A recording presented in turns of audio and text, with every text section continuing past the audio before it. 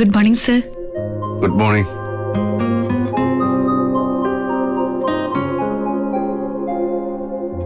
നന്നായിട്ട് ഉറങ്ങാൻ പറ്റിയോ? ആ, ഇത് കുടിക്കേ. ചായ വേണ്ടായിരുന്നു. ചായയല്ല, ബ്ലാക്ക് കോഫിയാ. ചൂടോടെ കുടിച്ച ആശ്വാസം ഉണ്ടാവും. ശരീരം ശരിക്കും വേർക്കണം. ദാ.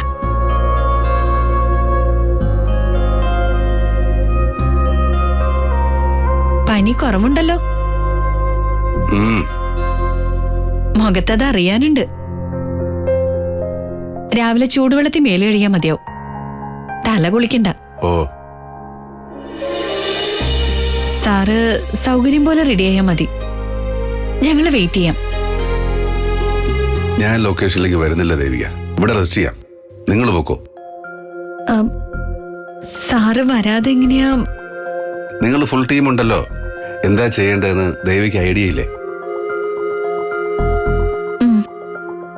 പിന്നെന്താ, നിങ്ങൾക്ക് ചെയ്യാവുന്നതേ ഉള്ളൂ. എന്തെങ്കിലും ഡൗട്ട് ഉണ്ടെങ്കിൽ വിളിച്ചാൽ മതി. അപ്പൊ അങ്ങനെ. ശരി സർ. സർ, കഴിക്കാനുള്ള ടാബ്ലറ്റ്സ് ഞാൻ ഇവിടെ എടുത്ത് വെക്കുന്നുണ്ട്.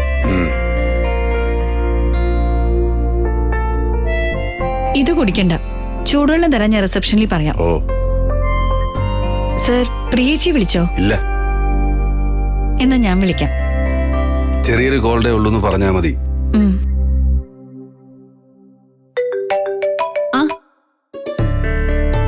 ദേവിക, ഞാൻ വിളിക്കാൻ തുടങ്ങായിരുന്നു. നിരഞ്ജന്റെ ഫോണിലേക്ക് കോള് പോകുന്നില്ല. റേഞ്ചില്ലാന്ന് തോന്നുന്നു. ഓ, നിരഞ്ജൻ എങ്ങനെയുണ്ട്? പനി കുറഞ്ഞോ? കുഴപ്പമില്ല ചേച്ചി. പനി വന്ന പ്രശ്ന മൂക്കടപ്പും ശ്വാസമുട്ടലും ഒക്കെയായി ആളങ്ങ് വല്ലാതെ ആവും. അങ്ങനെ പ്രശ്നമായിട്ടൊന്നുമില്ല. മെഡിസിൻസ് വീണ്ടും വാങ്ങിയിട്ടുണ്ട്. വാങ്ങിയിട്ട് കാര്യമില്ല, കഴിക്കാൻ മടിയാ. ഇന്നലെ ഞാൻ എടുത്തു കൊടുത്തു. ഇന്നിപ്പോ ബ്രേക്ക്ഫാസ്റ്റ് ഹോട്ടലിൽ പറയാം. പിന്നെ കഴിക്കാനുള്ള മരുന്ന് ഞാൻ എടുത്തു വെച്ചിട്ടുണ്ട്. ഒന്ന് നിരഞ്ജന്റെ കൈ കൊടുത്തേ. സർ. ആ, പ്രിയ എങ്ങനെയുണ്ട്? ഓക്കെ, കുഴപ്പമില്ല. ദേവിക പറയുന്നത് അതുപോലെ കേൾക്കണം. ഫുഡും മരുന്നൊക്കെ കഴിക്കണം. കഴിക്കുന്നുണ്ട്. എനിക്കറിയാവുന്നല്ലേ സ്വഭാവം. അതെ, എന്റെ കൂടെപ്പിറപ്പ് അവിടെയുണ്ടെന്ന് കരുതിയാ മതി. കേൾക്കുന്നുണ്ടോ വല്ലതും? ഓ ഉണ്ട്. ആ, കൊടുക്കാം. ആ പ്രിയേച്ചി. എങ്ങനെയാണ് ദേവിക? ശാഠ്യം കാണിക്കുന്നുണ്ടോ? ഹേയ്, സാരമില്ല. ദേവിക അവിടെയുള്ളതാ എനിക്കാകെയുള്ളൊരു സമാധാനം. ശരി, എന്തെങ്കിലും ഉണ്ടെങ്കിൽ വിളിക്കണം. ഓക്കെ? ഓക്കെ ചേച്ചി.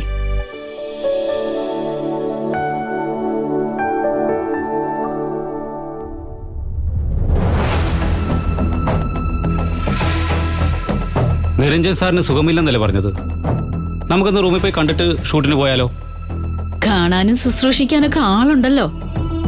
അനീഷ് വേറെ പണി നോക്ക്.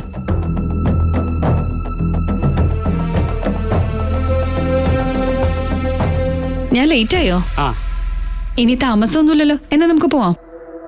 ഡ്രൈവർ ഇപ്പൊ വരും.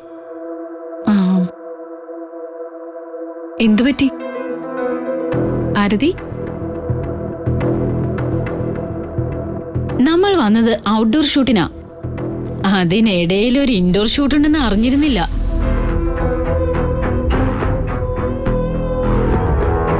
എങ്കിൽ ഞങ്ങളെ കൂട്ടണ്ടായിരുന്നു, ഒഴിവാക്കാമായിരുന്നു. എന്താ ഇങ്ങനെയൊക്കെ പറയുന്നത്?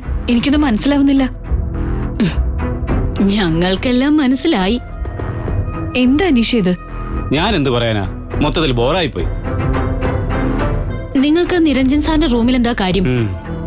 അതും രാത്രിയില്. ഓ, അതാണോ കാര്യം? എന്താ അതൊരു കാര്യമല്ലേ? ആരതി, സത്യം എന്തെന്ന് അറിയാതെ റിയാക്ട് ചെയ്യരുത്. സാറിന് ഇന്നലെ വൈകിട്ട് പനിയായി.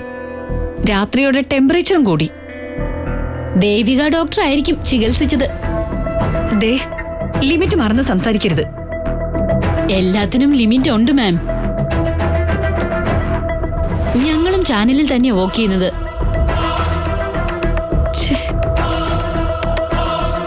ഒന്നേ പറയാനുള്ളൂ, ആ മനുഷ്യന്റെ കുടുംബം നശിപ്പിക്കരുത്.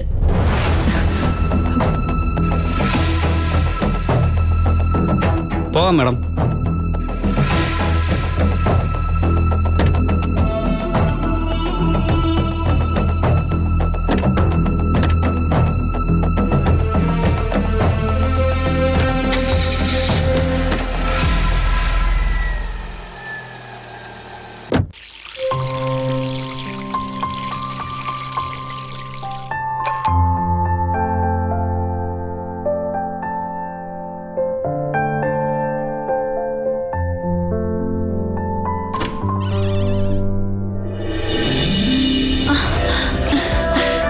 ചേച്ചി, മോളെ.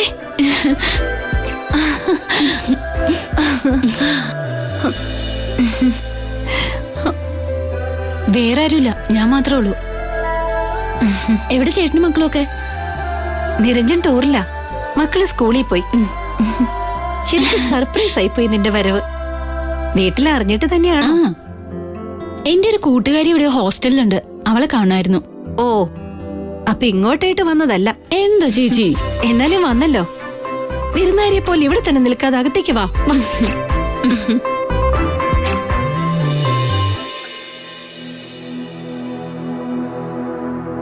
പ്രിയേച്ചി,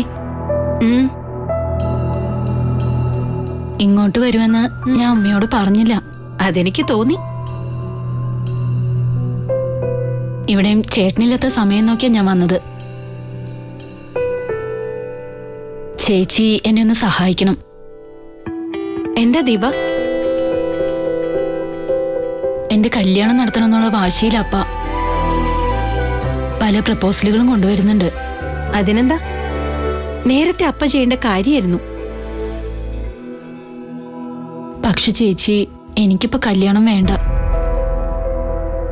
ഐ എം നോട്ട് ഇൻട്രസ്റ്റഡ്. കാരണം എനിക്കൊരു ഇഷ്ടമുണ്ട് ചേച്ചി. നീ ഉദ്ദേശിക്കുന്ന ഇഷ്ടം? അതെ.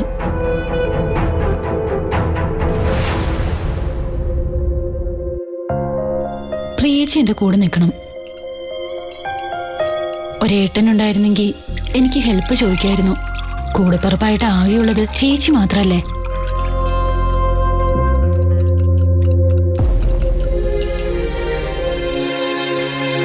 അതായത് അപ്പ അറിഞ്ഞ സമ്മതിക്കുന്ന കേസല്ല ഇത്, അല്ലേ?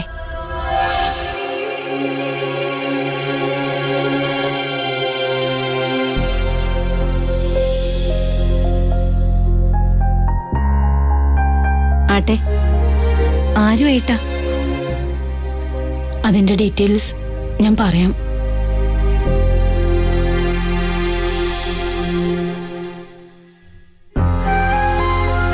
നിനക്കൊരു അഫയർ ഉണ്ടായതിനെ ഞാൻ കുറ്റപ്പെടുത്തുന്നില്ല. അതിനുള്ള അർഹത എനിക്കില്ല. പക്ഷേ മോള് നമ്മുടെ വീടിന്റെ അറ്റ്മോസ്ഫിയർ ഓർക്കണമായിരുന്നു.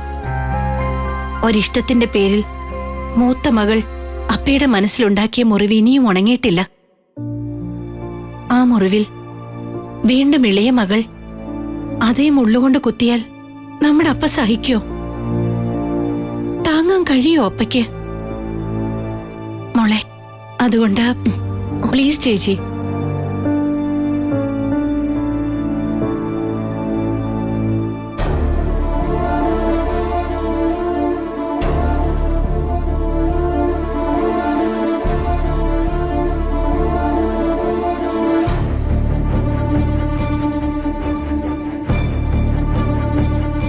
പിന്തിരിയണമെന്ന് മാത്രം എന്നോട് പറയരുത്. ആ ബന്ധത്തിൽ നിന്ന് പിന്നിലേക്ക് നടക്കാൻ എനിക്ക് കഴിയില്ല. അപ്പയേക്കാൾ, നമ്മുടെ കുടുംബത്തേക്കാൾ വലുതാണോ നിനക്ക് നിന്റെ ലവ് അഫെയർ? വലുതല്ലെങ്കിലും അതിനൊപ്പമാണ് എനിക്ക് ആ സ്നേഹം.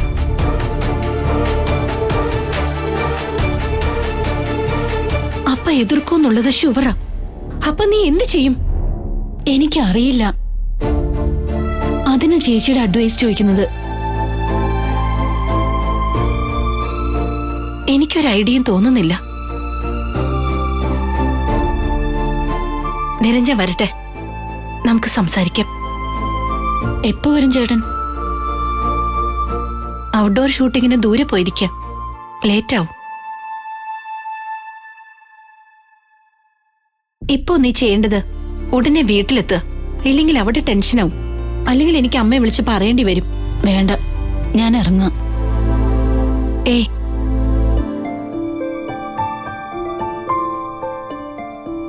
ഞാൻ നിന്നെ ഒഴിവാക്കാണെന്ന് ദേവിക്ക് തോന്നുന്നുണ്ടോ?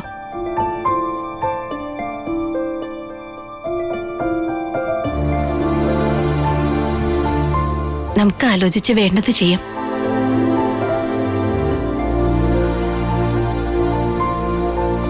എന്തായാലും നിരഞ്ജനുമായിട്ടൊന്ന് സംസാരിക്കട്ടെ.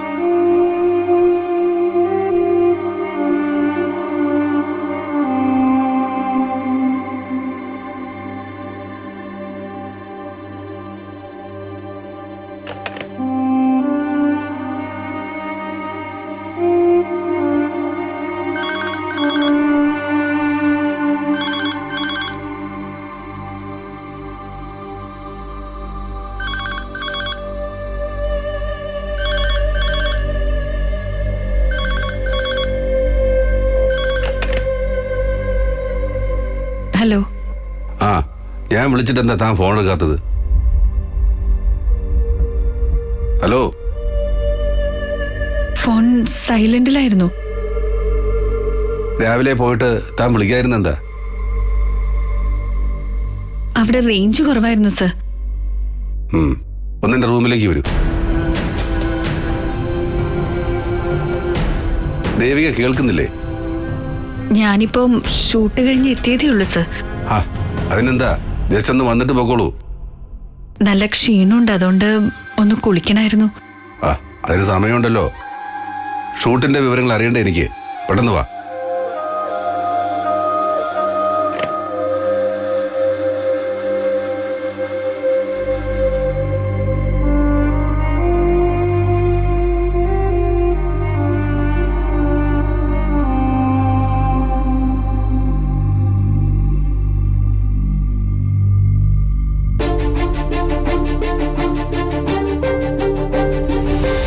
പറയാനുള്ളൂ, ആ മനുഷ്യന്റെ കുടുംബം നശിപ്പിക്കരുത്.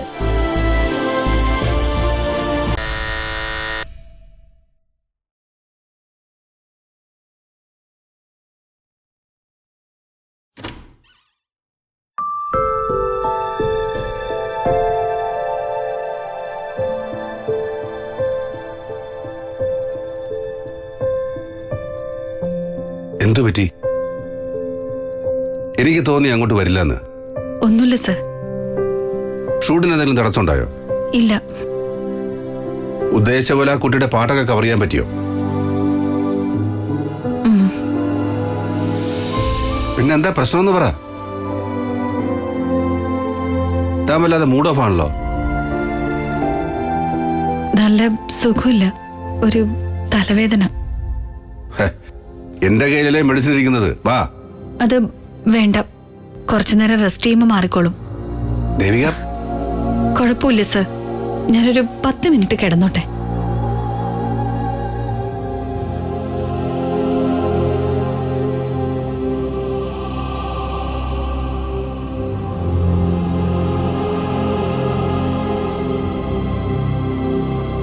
ഓക്കെ.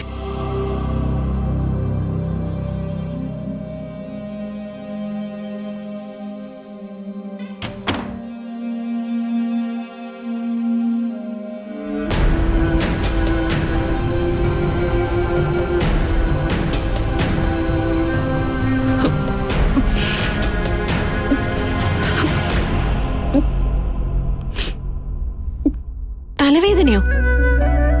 എന്നിട്ട് ദേവിക ഇനി ഒന്ന് വിളിച്ചില്ലല്ലോ. ഷൂട്ട് കഴിഞ്ഞ് എത്തിയിട്ടേ ഉള്ളൂ. അയാളാകെ ഡിസ്റ്റർബ്ഡ് ആണ്. അല്ല, നിരഞ്ജന്റെ പനി കുറഞ്ഞോ? ആ, കുഴപ്പമില്ല. ശരി, ഞാൻ ദേവിക ഒന്ന് വിളിച്ചു നോക്കട്ടെ.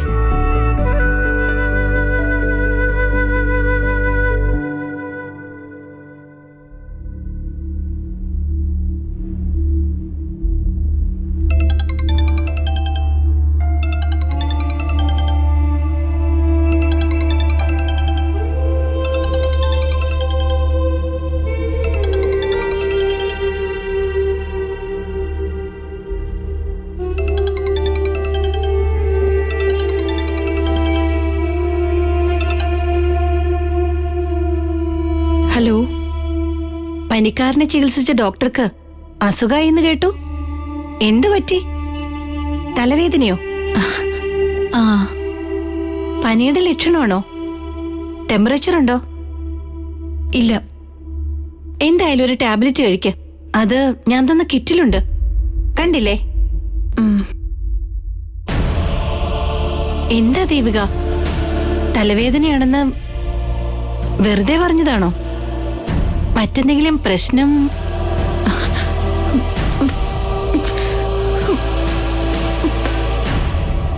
ദേവിക, എന്തു പറ്റി? ഒന്നുമില്ല. എനിക്ക് കാര്യം മനസ്സിലായി. ഒന്ന് ഹോൾഡ് ചെയ്യ.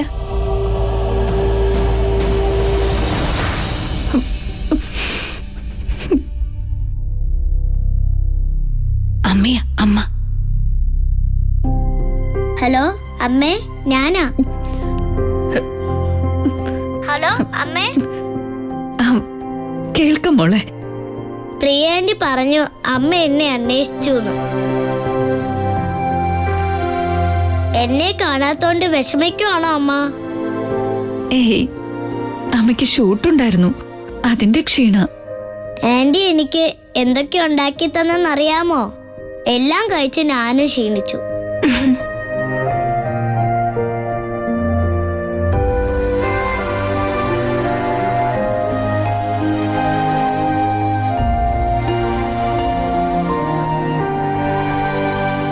എന്നാ ഞാൻ ഫോൺ വയ്ക്കട്ടെ? ആ, അമ്മ നാളെ വരും. Okay aunty. Hello Devika. Hello hello. ശ്ശോ.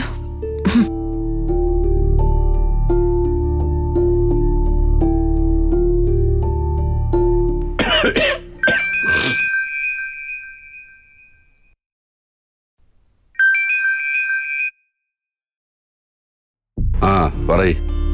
ഞാൻ വിളിച്ചു. മോളെ കാണാത്തതിന്റെ വിഷമ. സംസാരിച്ചപ്പോഴേക്കും കരയാൻ തുടങ്ങി. ഞാൻ പിന്നെ ഫോൺ പ്രാർത്ഥനയ്ക്ക് കൊടുത്തു.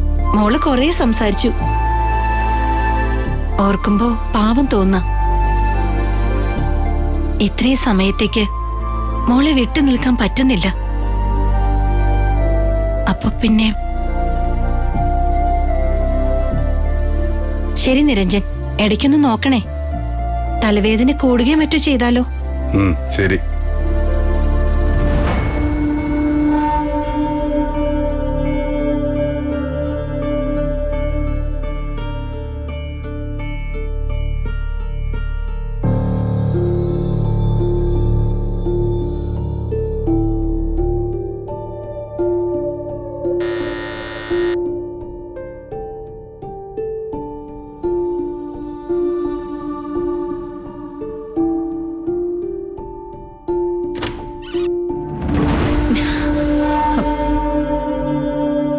സാറെന്താ ഇങ്ങോട്ട് വന്നത്? ശരിക്കും തന്റെ പ്രശ്നം എന്താ? പ്രിയ പറയുന്നു അയാളോട് സംസാരിച്ചപ്പോ കരഞ്ഞു എന്ന്.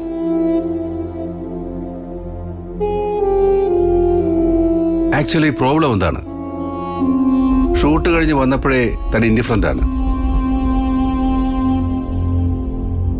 ആ, ഇങ്ങനെ ഒന്നും മിണ്ടാതിരുന്നാലോ ഞാൻ എന്ത് വിചാരിക്കണം?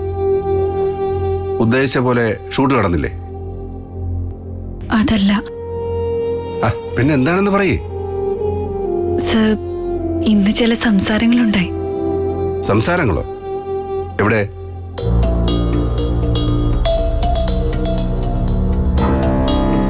രാവിലെ ലൊക്കേഷനിൽ പോകാൻ ഇറങ്ങിയപ്പോ ഓ, അതാണോ കാര്യം? അതൊക്കെ ഈ ഫീൽഡിൽ പതിവാണ്. ദേവിക ചാനൽ പുതിയ ആളല്ലേ, വന്ന ഉടൻ താൻ ചെയ്ത പരിപാടി പ്രതീക്ഷിച്ചതിലും നന്നായി. സ്വാഭാവികമായി അസൂയ ഉണ്ടാവും. ആരതി അനീഷുമൊക്കെ അല്ലേ, അവര് പറയുന്നതൊന്നും സീരിയസ് ആയിട്ട് എടുക്കണ്ട. പ്രോഗ്രാമിനെ കുറിച്ചല്ല, പിന്നെ സാറിനെയും എന്നെയും ചേർത്ത് കുറെ കമന്റ്സ്.